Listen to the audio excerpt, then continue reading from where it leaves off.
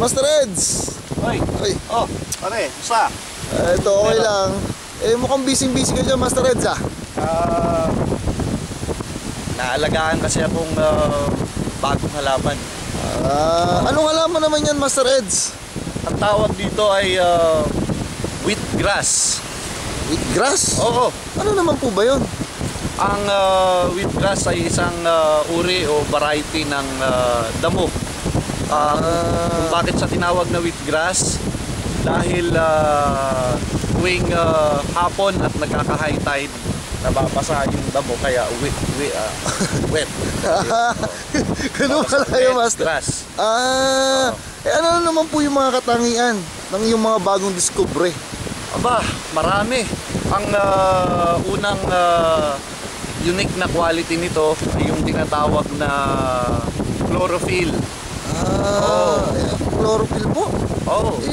Ano po ba yung chlorophyll? Kasi pwede nyo po bang pakipaliwanag po sa akin? Kasi masyado pong scientific term eh. Simple lang yan, ano? Ang chlorophyll ay ang primary function nito ay panlinis or to detoxify. Kasi kung i-breakdown mo yung termino na chlorophyll, chloro, actually ang ibig sabihin niyan Clorox. Clorox na ginawa sa Pilipinas. Chlorophyll. Yun. Pwede rin panlinis yun ng damit. Ganun pala yung Master Eds? Bukod sa chlorophyll, Master Eds, ano pa po ba taglay ng wheatgrass?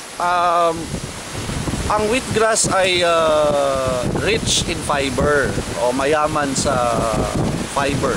Fiber? Para saan naman po yung fiber, Master Eds? Yung para sa kaalaman ng lahat, yung fiber, pag yan ay tinunaw at pinatigas, yan pwedeng maging isang matibay na pundasyon ng basketball board.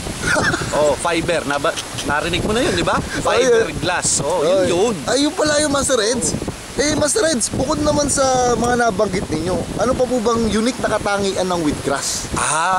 Ito yung bago kasi sa pag-aaral ko bilang agri-nuclear scientist, yung existing na wheatgrass ngayon na sinasabi nilang matindi daw, yung galing sa New Zealand. Pinag-aralan ko siya at may bago akong dinevelop na breed ng wheatgrass na mas unique, na mas maganda. Alam mo ba kung bakit? Bakit, Master Eds? Ang bago nitong katangian ay yung tinatawag nating iodine. Iodine? Di ba, Master Eds, yung iodine yung mga yung parang pagkain ng dagat, parang kagaya ng isda? Tama ka dun. Kung napansin mo, yung halaman ko ay itinanim ko sa gilid ng dagat. Kaya dagat, yan, pagkain. Kaya rich in iodine, panlaban siya sa goiter. Ganun pala yun? Master Ed, sa panghuli, ano pa po ba sa mga nabanggit ninyo nakatangian ng wheatgrass? Di ba yung sa pagkakaalam natin, yung wheatgrass ay diet suppressant o yung pampapayat, pampaslim. Pag ito ay kinain mo. May bago naman ako natuklas. Ano naman yun? Pwede siyang pampataba naman. Alam mo ba kung paano? Paano, Master Eds? Yung dahon, pag ilagay mo lang sa ilagay mo sa pipa, sindihan mo. Dadami yung kain. Tawag doon food trip.